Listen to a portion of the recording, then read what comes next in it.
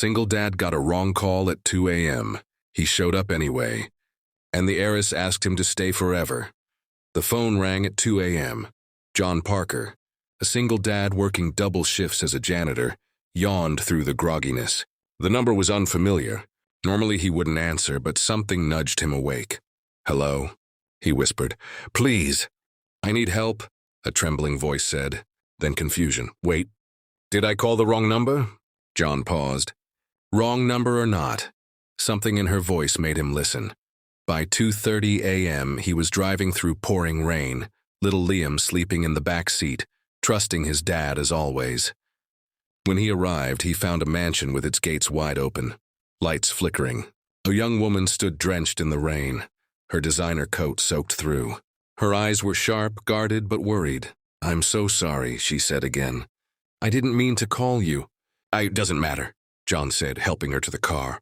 "You sounded like you needed someone." "That's enough for me." That simple line disarmed her. It wasn't just the wrong number, it was exactly what she needed. She introduced herself as Eliza Montgomery, an heiress known for her wealth, but also for keeping everyone at a distance. Over the next hour, John helped her with a minor accident. Nothing dramatic, just common sense and care. But it was enough to spark a conversation. She talked about pressures, expectations, and loneliness. John shared his life as a single dad, his struggles and his small victories. Liam offered her a chocolate bar, and she laughed genuinely for the first time in months. By morning, the rain had stopped. Sunlight streamed across the manicured lawn. John knew he had to go. He had work and life waiting for him. But Eliza stopped him. "Wait," she said softly. "Would you stay? Not just today. Maybe longer?" John blinked. He was used to being invisible to people like her. But this wasn't about wealth or breathe. Liam laughed as he showed her his toy cars, and John watched the scene, a quiet pride swelling in his chest. Days turned into weeks. John continued his janitor shifts, but now he also spent time at the mansion, teaching Liam how to ride a bike on the sprawling lawn, while Eliza discovered the simple joys she had forgotten. Messy breakfasts, spontaneous games, and the comfort of someone who cared without judgment. One evening, as the sun dipped behind the horizon, Eliza turned to John. "You know," she said softly, "I thought I needed someone to fix my problems. But what I really needed was someone who saw me as human." John smiled, feeling the weight of the past few weeks lift. "We all just want someone to see us," he said, glancing at Liam, who was already planning an adventure with his new friend. That night, for the first time in years, Eliza slept without fear or loneliness. And John realized something too. Kindness isn't just about showing up. It's about being present, even when it's inconvenient, even when it's a wrong number in the middle of the night. In the quiet of the mansion, a single dad, a little boy, and a once lonely heiress found an unexpected family, not built on wealth or circumstance, but on simple acts of compassion and the courage to open one's heart. And as the rain returned weeks later, it didn't feel threatening. It felt like life reminding them that sometimes the wrong call at the wrong hour can lead to exactly the right place. Days passed, and the unusual connection between John, Liam, and Eliza grew stronger.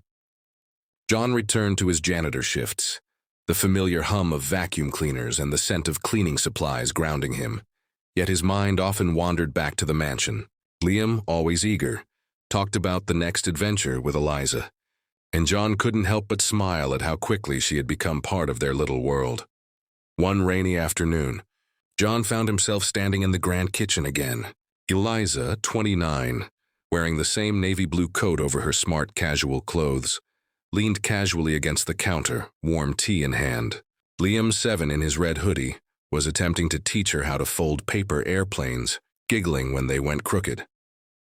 "You know," Eliza said softly, "I never thought anyone like you, or your little guy, would ever step into my world and actually stay." She paused, meeting John's eyes.